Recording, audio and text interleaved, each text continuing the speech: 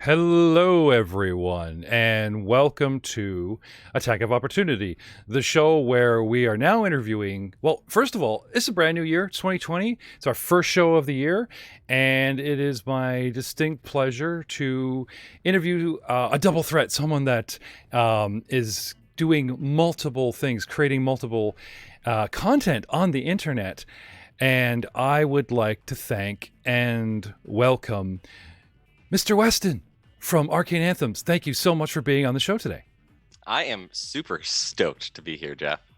I was really excited when you reached out to me. I love talking to people in the community. It's literally one of the reasons that I started doing this, is that connecting with people is something I'm super passionate about. So I really appreciate it. I did get that vibe. Like I found you on Twitter, my usual fishing grounds for trying to find unique content creators, or anyone that'll give me the time of day. And you're messaging the passion that was not just in your work and some of your icons and art and everything and music and everything that drew me to, like, oh, this looks interesting. Who is this person?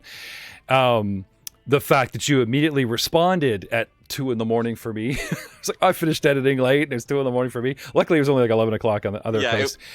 Not so bad for me, but East meets West Coast. So the very first question that we love to ask all of our victims here on Attack of Opportunity is, how did you first know that you were a geek, a nerd, one of us? I think it started when I was a little kid and I played with Legos a lot. But I didn't just like build things. I always had to have like the same sets. So I had this set of Legos that were these kind of underwater Legos, and they're kind of like a future tech. And I basically built up all the rules to that world without knowing like what world building was. I was like, here's the currency, and they're these little pieces, and here's how much these little parts cost, and this is how much damage that these little blasters will do. And and I'm busy like building up ships and like bases and all these things. I invite my friends over and we'd like play in this world together that I had created with this undersea society. I didn't know that I was making Fallout underwater. You BioShock? Yeah, BioShock. I love BioShock. You can tell by my logo how much I love BioShock. The font choice is very... Let me get that one up there. There you go. Oh yeah. Got one of them up. Yeah. Sorry, go ahead. But I think that's not how I knew, but looking back, that's how I knew that I was. Yeah. Sorry, now my head's filled with watching my wife play BioShock. Oh, such a good game. No. Well, let's talk about, so there you are playing with Lego. How old were you? Probably like 7, 8, right. Maybe so 9. Most 7-year-olds are interested. They do what they do. Later on, maybe before BioShock and after Lego Underwater World, was there a defining moment for you, a gateway drug, like a video game, cosplay, card game, TV, movie, sci-fi, something that brought you into the RPG world? Actually, I don't think that really happened as far like tabletop RPGs. Is that what you're talking about? Yeah, or like even like a video game RPG, like there's. I played Zelda Ocarina of Time probably like 8 times through. I think that fantasy vibe that it had just really sucked me in. And honestly, listening back, it was that opening screen, the music on that opening screen, I would just let play. And I think that makes sense as to why I'm doing what I'm doing now with compositions. Is I can still hear that opening music from Ocarina of Time in like playing over and over again, and by just letting it play, there's just this connection that kind of came over to me. And I think that was the moment that I knew that I absolutely loved that style, that role-playing element, that immersion element. I wanted to be in that world. And I think it was make sense. A lot of the music that really pulled me in and made me want to be there. I totally get that. My wife was playing on the old Xbox, and I mean like the old one that had the big flappy controller that had the vibrating unit that you plug in the bottom. She was playing one of the old Castlevanias, and I'm watching her play this, and there was this NPC, and he was like this British sports coat demon with a little tail and little glasses, and he's always like, we need more gold. So if you brought him gold, he'd sell you stuff. And then she'd go to a pause screen, and it was like this young boy of a Dracula playing the violin, reminiscing like the way they always have the Sherlock character looking out the window of Baker Street. And the music was it was sublime, subtle, and so epic. And to this day, I remember, like stopping, listening to this going, this is cool that they've put this in a video game, because up until that point, before they really developed RPGs, it was endless dun dun dun da da da da, and smack the turtle da da da, and it's like, oh, I'm bleeding out my ears. So no, I totally relate to that. But next question for you, sir. So there you are talking about Ocarina of Time. How long have you been a gamer? My entire life. I mean, I was playing games. I'm 33. So I'm not super young, not super old. I'm kind of what is that? I said that I was I'm an old young guy is what I am. An elder millennial, as some comedians say, right? I'm an elder millennial, and I like that. And you like that? I started playing games. I mean, on the Nintendo. That was my first console that I owned, and then I had Game Boy and all those things. So I played I think I distinctly remember playing like Ninja Turtles on there, like that famously super hard game, the blasted level when you're underneath the dam and in the water and you're trying to swim through all the seaweed. Oh, just the worst, but so much fun. That's how I knew, like, that's kind of where my video game journey started. I had Super Nintendo and Nintendo 64 and PlayStation and GameCube and Wii, and I just recently got a Switch and am playing through all my fun. I think the new Zelda title on Switch. Yes, watch the wife go through that one. Very, very good game. But I there was another time, and when I was in 7th grade, over the summer, my friends and I, literally all we did the entire summer, and this is like 8 of us, we would play Smash Brothers on the 64, and we would play Pokemon cards, and that's what we did for like 4 to 5 weeks, every single day. And it was awesome. And I still remember that we would just go back and forth. We would play some Smash Brothers, then we'd go play some Pokemon, then we'd play some Smash for like 7 hours every single day. And was this in the proverbial mom's basement? Like, what are you boys doing down there? You should go outside, get some sun. It was in a bunch of different houses. We'd pop around to not annoy the families too much. Well, that's what you do, right? You're like, okay, Mom, we're going outside. You go to Bob's house, right? Okay. Hey, my friends are over for a while, and you get 6 hours out of that basement, right? And then you move on. Well, it was neat because like we'd ride our bikes around to like different houses. We'd ride our bikes to go get lunch. We'd ride our bikes, and then it was a great summer. What a fun summer for a Have you seen the new RPG called Kids on Bikes? Which is, they claim it's not a Stranger Things ripoff. It's totally a Stranger Things ripoff. Somewhere between like the Scooby-Doo world and Kids on Bikes that can, solve problems. Oh, that's hilarious. I feel like I've heard that name, but I haven't actually seen the content yet. Well, speaking of content, so when did you make the transition to the actual, like D20, the classic tabletop RPGs? I think for me, it wasn't. I think I was in a rock band for 10 years, and this is going to make sense in a second.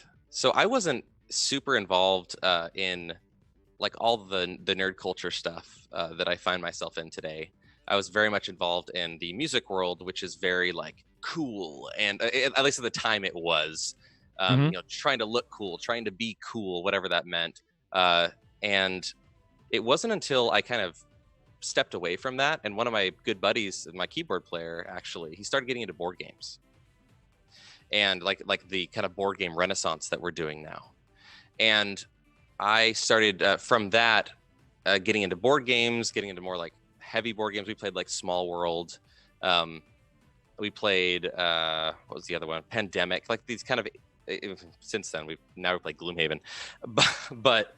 Mm-hmm. I know those. it kind of transitioned until one point I was on Imager, which is like a image hosting site, and I saw a post saying that somebody was talking about this group of people that was, voice actors that were playing Dungeons and Dragons. And I was like, that is the nerdiest thing I've ever heard. And I skipped past it. And I was like, actually, voice acting is kind of interesting. I'm going to give this a shot. And I clicked on it. And for the next, I don't even know, 3 months, I was listening to Critical Role, like at the very, very beginning when they first started. And I know Critical Role can be kind of a divisive thing, but that's the reason that I'm playing Dungeons and Dragons, is that I saw that. And then I convinced 8 of my friends to start playing D&D because of it. And I had to start playing as a DM because there was nobody else to DM. Anybody that micromanages their Lego, I think would make a great DM, so don't worry about it. And to this day, we're still playing that same campaign 4 years later. So yeah, it's really exciting stuff. And now, I do Anthems. I have a podcast. I've invited multiple people to play Dungeons and Dragons because of that influence. Well, since we're on that thread, let me throw up a Knights of the Rolled Table logo I got popping up here. And we'll get back to Arcane Anthems and you personally, but since we really hit the sort of like the D&D marker, let's talk about the podcast first. So 4 years of campaigning, right? Critical Role got you just playing D&D. What got you podcasting? And, was there an influence for that? So at least in the first campaign, all my friends always wanted to do a podcast. And I was like, well, then I would be in charge of, they're like, oh, that's one more thing for me to do. But eventually, one of the players that I invited to play with us, who was a work buddy of mine, he is involved with a improv group here in San Diego called National Comedy Theater. And he started playing after we started playing with him, with those people through text. And then he invited me to play with them through text. And then it was actually that group, the National Comedy Theater group, that we all started this idea of this podcast. And they all are a little bit more techie. So it was able to take off a lot of the stress that I would be under. They also DM. They also have they're hilarious. They have a lot of improv skills. So that became the group that was much easier to do a podcast with. So we started playing in text, and then we started playing in person, and then we decided, like Weston's got this audio gear. He knows how to run audio. Let's do this. And we did. And Knights of the Rolled Table. Like, get it? Knights of the Round Table, King Arthur, Knights of the Rolled Table. I'm assuming that's where you're going. I saw what you did there. That's right. That's good. So we set out to create a podcast that anybody could listen to. There's a lot of amazing podcasts out there that are, they use a lot of adult language. Most of us in the podcast actually have kids. So we wanted to create a podcast that was adult, but that you could listen in the car with your kids and not have to worry about it. Or listen in the car with your grandma and not have to worry about it. Yeah, no, that's good. So we're talking about Knights of the Rolled Table now, and what is the game that you guys play? We play Dungeons & Dragons 5th edition. Okay. And it's actual play. And is it homebrew? It is homebrew material? Yeah, okay. It's definitely homebrew. We take turns DMing. We're a little bit different in that we don't hang on to characters as long as a lot of other podcasts do. Season 1, we had a group of characters, and then in season 2, only two of those characters moved to the next season, and then we had like 3 or 4 new characters. We also have people who guest star and come on and play their own characters, so we have a very fluid cast, and that's very different. That's not something that a lot of podcasts do, but because all of them are guest improv, players, you say? Yes, we do. Sorry, please make a note of that. We bring in people, and because they're all improv people, they like the idea of constantly creating new characters, and but bringing them back later. It's not that we just like throw them to the side and they're done. We don't just tell one story. This is a continuing story following different characters inside of this world. and then we each take turns DMing. But again, we're still inside the same world. So whatever happened in season 1 affects season 2. Season 2 is going to affect season 3 with items, with interactions, with whatever it may be.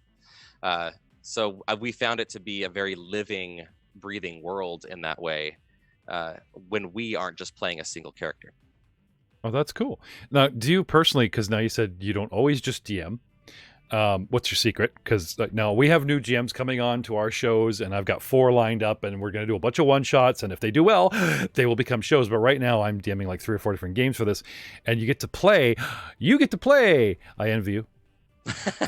Do you have a favorite class, race, or alignment that you personally like to play when you get to play?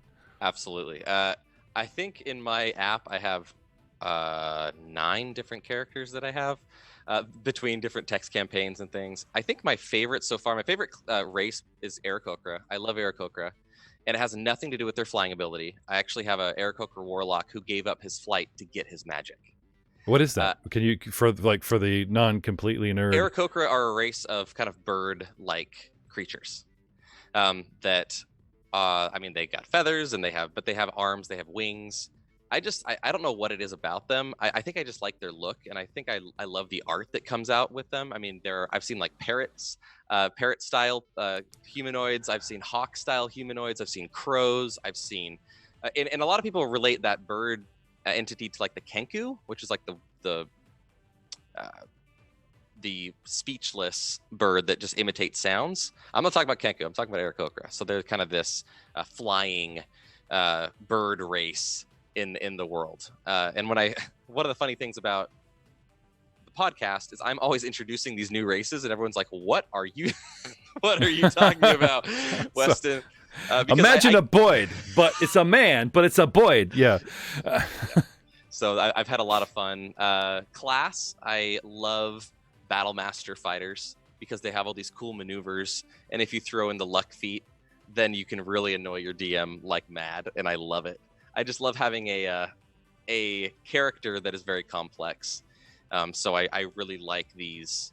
I like the fighter characters that just kind of hit hard, but then I also like this idea of these maneuvers where you can trip them or disarm them or attack them a little bit longer range. There's a lot of things that you're able to do with that class. It's not just I swing my sword. Cool.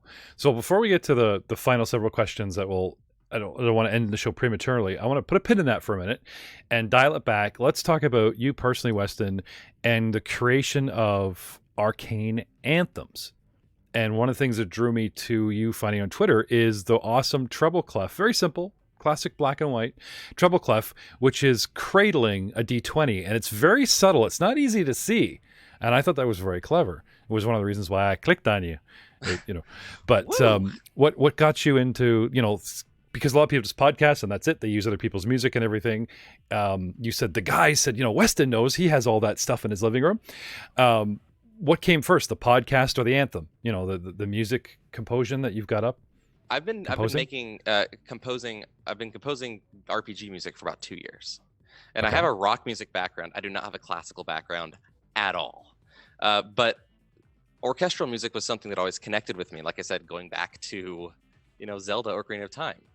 Mm-hmm. That really connected with me. So I wanted to start making music like that. And I first started by composing a piano piece for a member of my original party, one of my players. And then I thought, why don't I do this for all of my players? So then I did it for each one of my players. And then I thought, I wonder if people would want me to write anthems for them.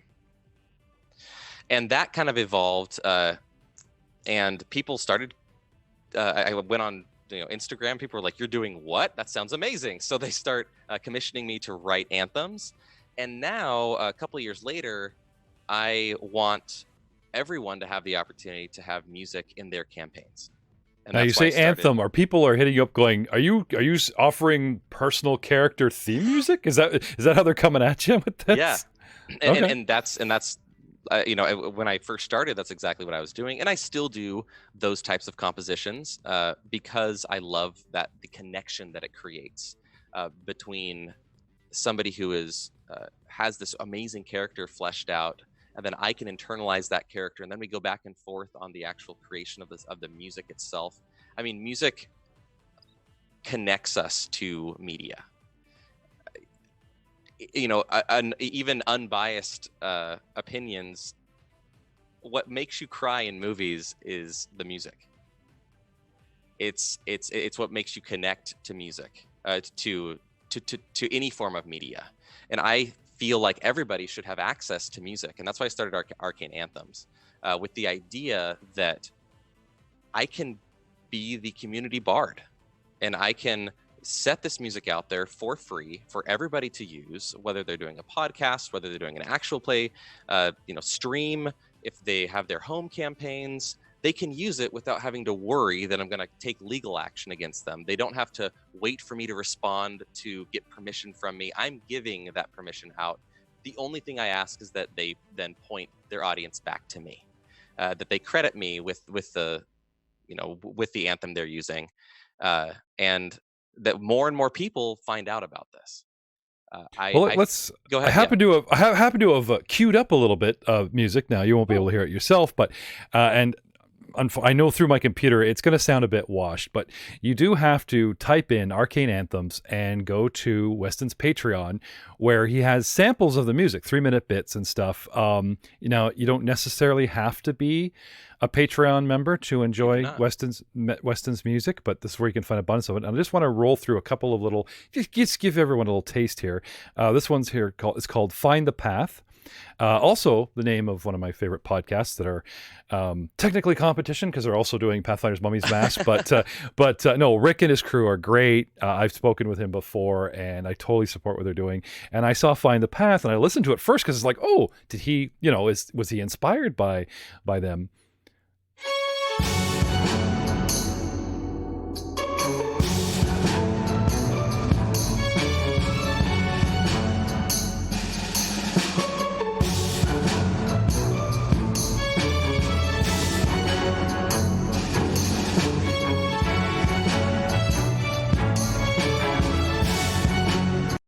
Now that's just 20 seconds, and I am immediately launched into somewhere between Carmen Sandiego, Pink Panther, and not necessarily like a noir gumshoe, but I could also see like a slinking in an alley or even like a rabbit trail nature. Like there's so many places that, like you were saying, that music can take you.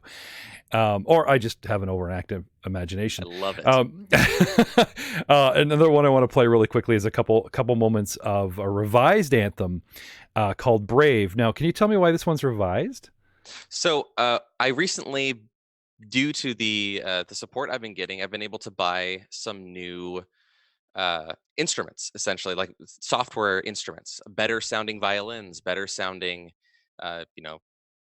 trumpets and flutes and pianos and those types of things. And because of that support, I'm now going back through and I'm updating a bunch of my older music to sound even better.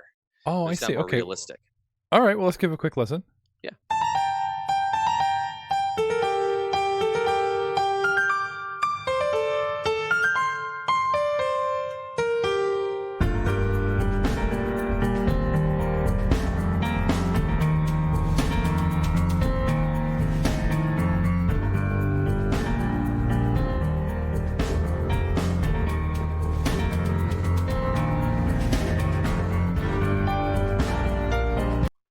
I like this piece for two reasons. First of all, I am a keyboard man myself. Played a little bit of Genesis and Rush back in the day in a cover band, and I learned on my grandfather's old organ, which made keyboards and synthesizers multi-leveled in 80s my jam. And even the classic piano that builds. I love epic music that slowly builds. You add an element every 5 seconds, you add an element. And I got to say, you've got that down, because there is that over looming coming from behind the piano depth that you're adding more and more. Anyway, I'm not going to spoil all of your titles for okay, maybe just one more, one more. Is this, am I reading this, The Spirit of Bryn? Yeah, that's a brand new one. That one was actually created with a winner of a giveaway that I did on Instagram. Really?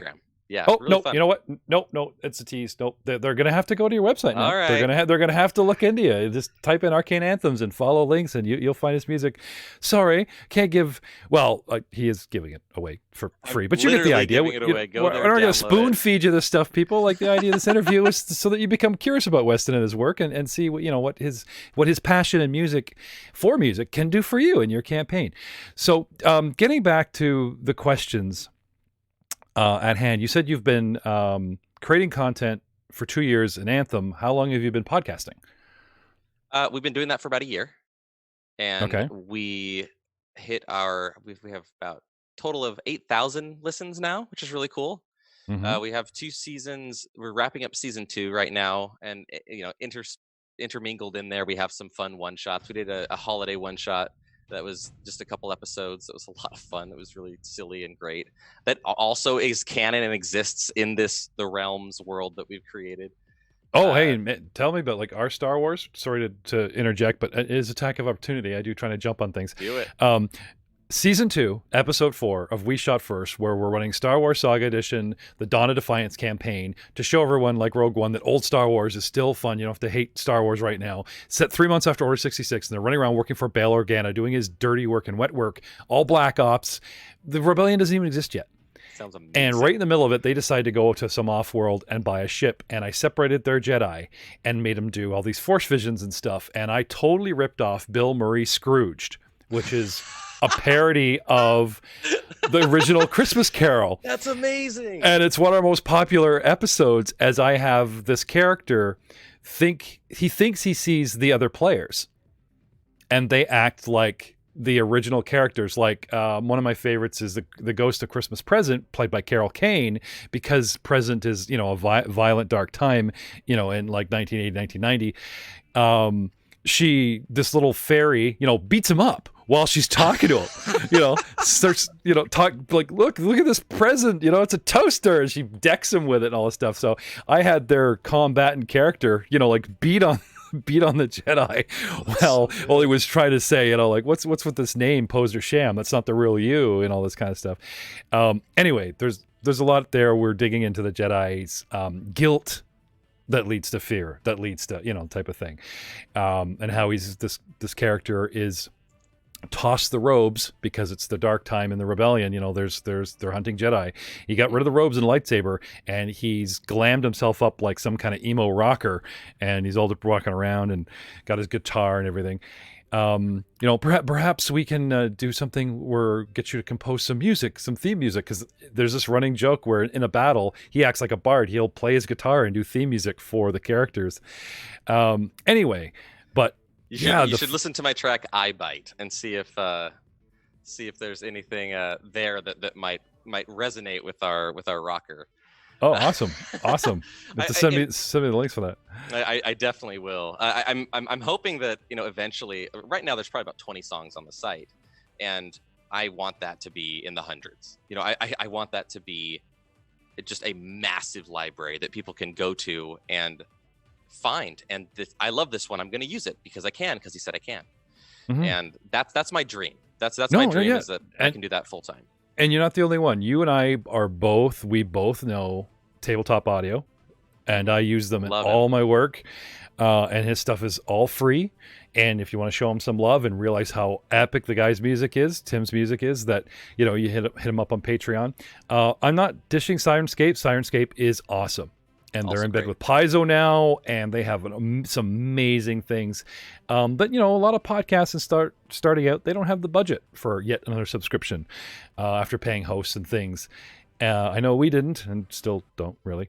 But I have a soft spot for Tim at Tabletop, because he was actually kind enough to come on the show, and we interviewed him with one of my first interviews. And I was just so thrilled that this New Yorker would give me the time of day and talk about his journey, the same as you're talking about yours. You got playing, you got writing, then you mix them, and it's like, why not? Why not write stuff not just for yourself and your 9-year-old and the guys, but put it up there and let people share in your passion. I mean, that's why we're here. Exactly. That's why we're doing this.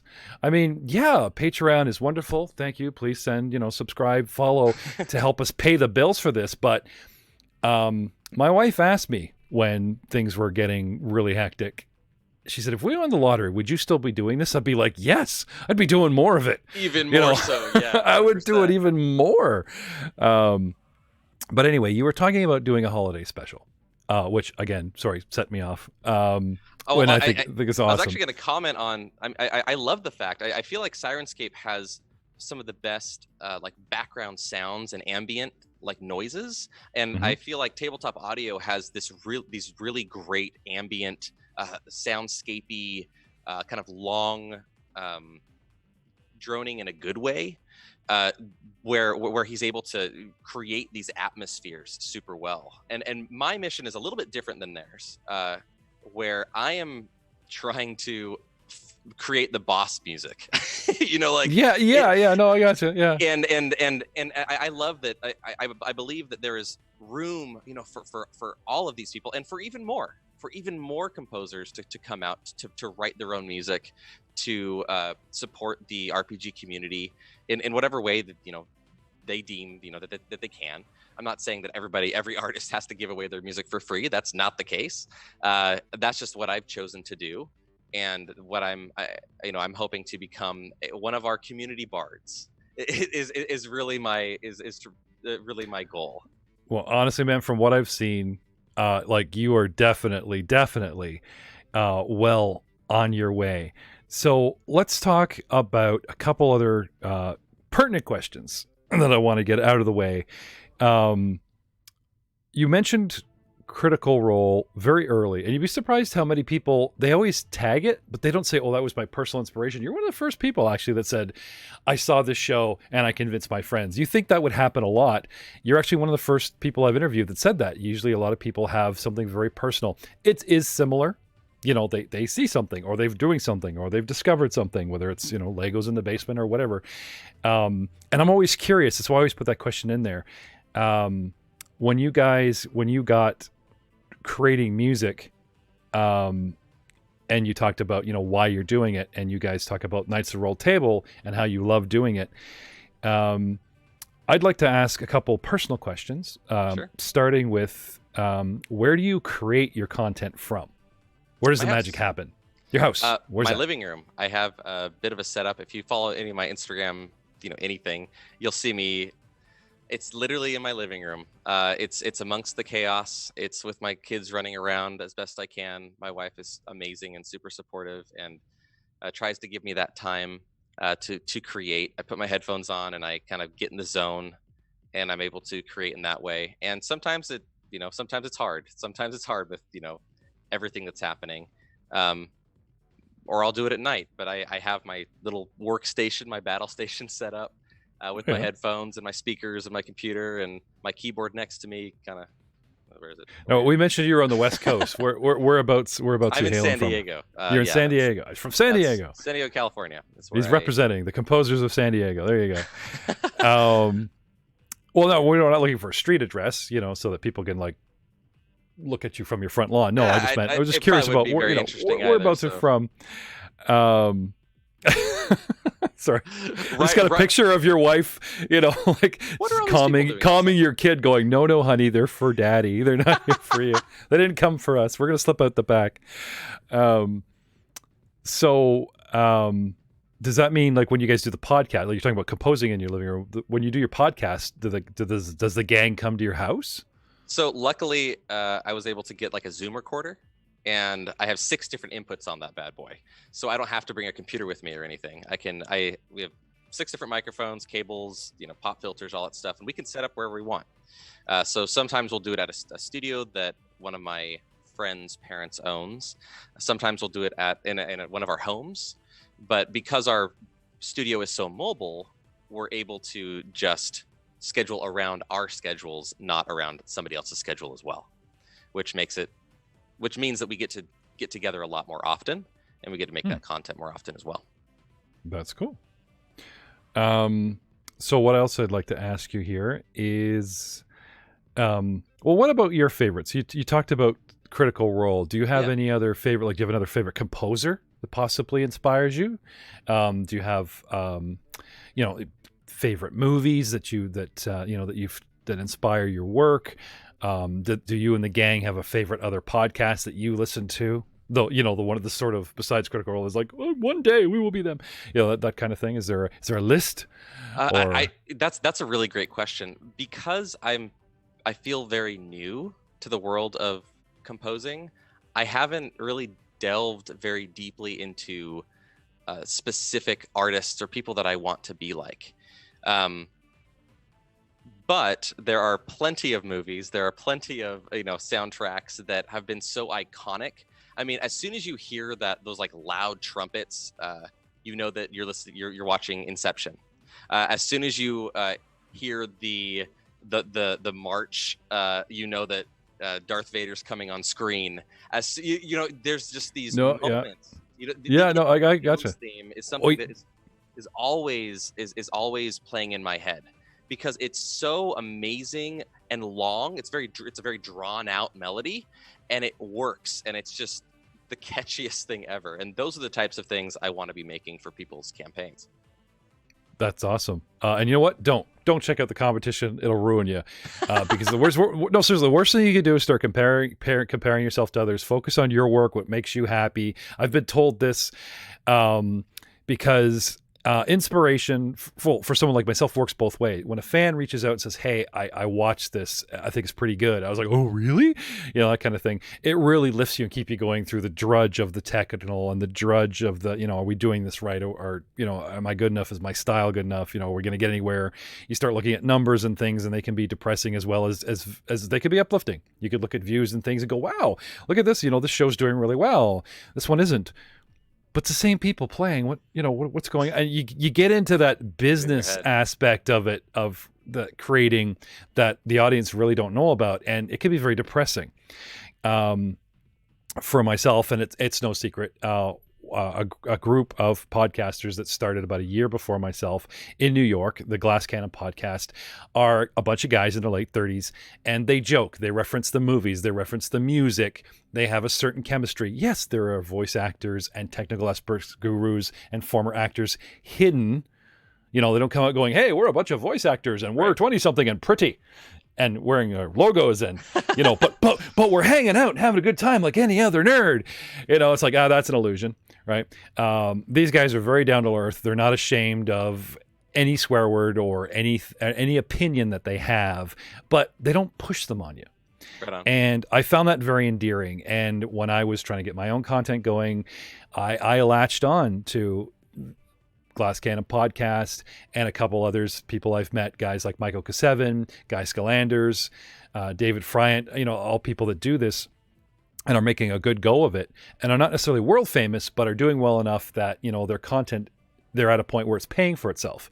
And that's the best you could hope for, is not being hugely famous. It's just that you have enough people appreciating and throwing you a dime and a time a day that you're not blowing all your, you're not spending grocery money and stuff on new microphones and stuff. The fans want more. They appreciate quality. They appreciate your content, and they are helping, not for you, but helping you retire. No, I mean, paying for stuff and cost enough, because the more you delve into it, the more costs there are. And if you can latch onto somebody like that, for me, that inspired you, that kept you going, in a dark time, great. But it is, I'm saying, a double-edged sword, sir. And you can look at a bunch of people and go, wow, we just don't have that. We'll never be that. Or you look at someone else and you start judging other people and yourself, and it becomes toxic. That's the bane of all creatives, I feel, is that your work is never good enough for you. We struggle to see the good in what we're creating. But because we're creative, we can see the amazing things that other people are creating. And it can be depressing and inspiring all at the same time. There's something about knowing how you created something that makes it less magical. And as a creative, when you see yourself creating, but you don't see other creators creating so much. And so when you see other creators creating, I guess it takes away some of the glamour behind it, and you say, actually, I think I can do that. Actually, I think I can. Maybe I can pull that off. And not to say there aren't complete geniuses out there who have spent time and time perfecting their art. They definitely have, but I think that's one of the reasons that creatives get down on ourselves so much, is because we compare our growing selves to a finished product of somebody else. And that's a shame, because one thing, so I followed this guy. Have you heard of Wintergatten? I don't think so. That's okay. He's creating this. You may have even seen the video. He works on this thing called the Marble Machine, and this Marble Machine is essentially like an autonomous creation of his that drops marbles onto a vibraphone and a bass and percussion. And he's creating this brand new one. He created one, made a video of it, and now that first one's already fallen apart. He's creating one for a tour, so it's going to be amazing. He recently said, what did he say? He said, it's great when you're the stupidest person in the room, because it's then that you know you're learning. And he has had to learn all sorts of things he's an amazing musician, but he's had to become an engineer to build this contraption that he's building. And so when I am feeling down on myself that I am not Hans Zimmer, or that I'm not, sometimes I feel like a fraud. I think of that and I say, right now you're feeling like the stupidest person in the room, and that's because you're learning and you're growing. And I often tell people, when you start working out, when you start, going to the gym, you feel your weakness, but that doesn't mean you're getting weaker. That just means that you're actually getting stronger, but you're feeling how weak you are. Does that mean you should stop going to the gym? No, of course not. That means that you can get stronger. And the same thing happens with creatives, is when we are creating and we're feeling down on ourselves, we're feeling not as good as other people, that's the weakness talking. And that's because we are working out. And when we get past that, then we will see that we're able to lift, that 20 pound weight, whatever it is, do those push-ups. We're able to see the efforts of our work later on. So when you're feeling discouraged, remember that's the growth. You're feeling the growth. I'm gonna get off my soapbox now. No, you had me at stupid.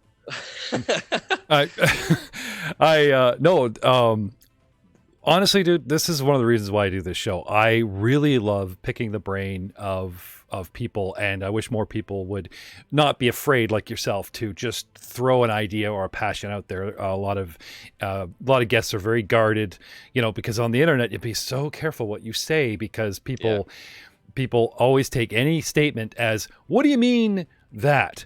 What do you mean by? Well, you can take it as whatever you like. I'm putting it out there in my version, but well, you put it out here for us. It's beating us down. It's badgering us. It's uplifting us. It's just one of a million people that's just going, I'm on the internet, blah.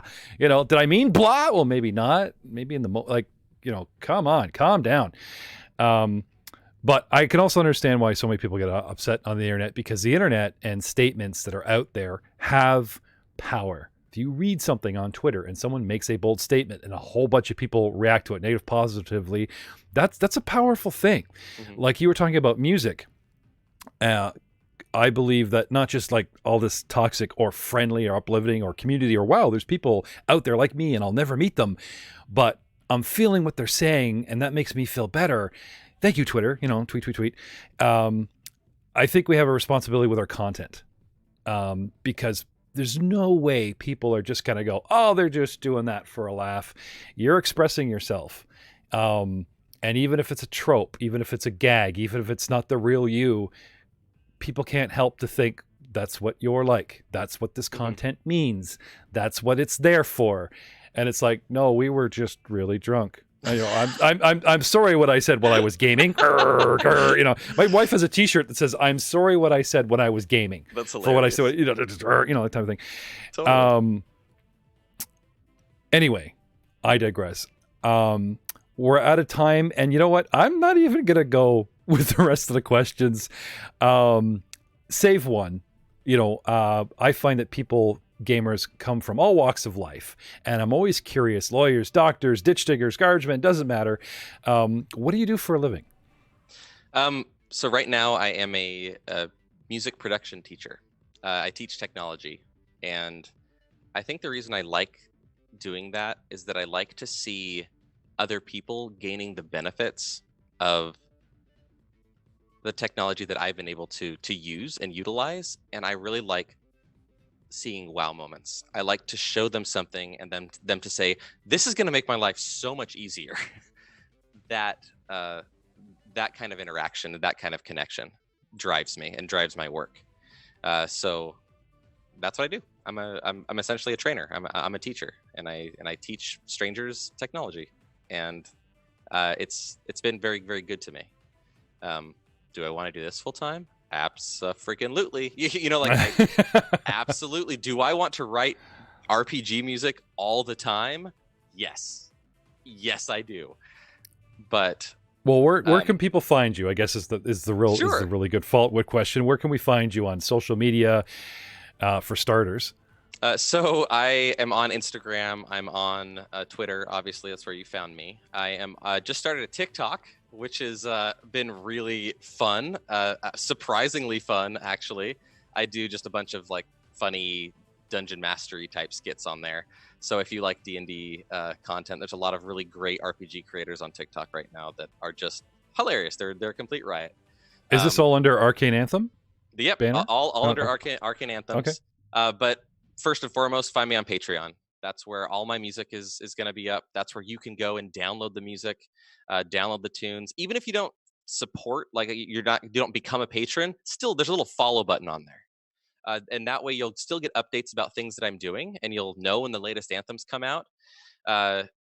Shoot me a message. I'm always willing to chat. I love to talk to people about, nerdy stuff and about what they're doing and what they're passionate about and collaborating. That's something that I got into this. I got into music because I love to connect and create relationships. That's really why. So find me all around the internet. I would love to say hello. Well, you say you're a teacher, and sir, I have to admit, I am humbled. You've certainly taught us a lot today. We've been speaking with Weston he's a co-DM and player, and probably has something to do with the music and technical involved in Knights of the Roll Table, and a composer under the brand name of Arcane Anthems. Weston, thank you so much for joining us on the show today. Thank you so much for having me. And I think we'll just leave off with a little bit more of that Revive Anthem Brave, because I just think it's awesome.